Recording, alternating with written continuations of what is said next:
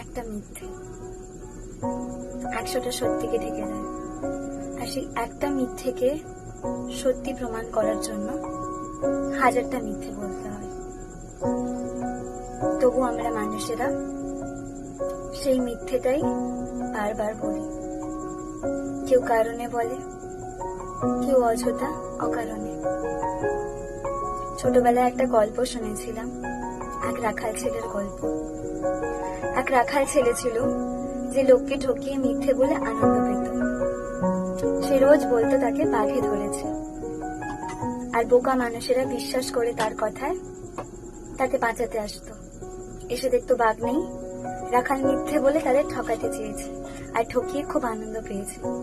একদিন এমন দিন এলো যেদিন রাখাল ছেলেকে সত্যিকারের বাঘে ধরলো, আর সে রোজকার মতো চিৎকার করে বলল, বাঘে ধরেছে, কেউ বাঁচাও আমাকে।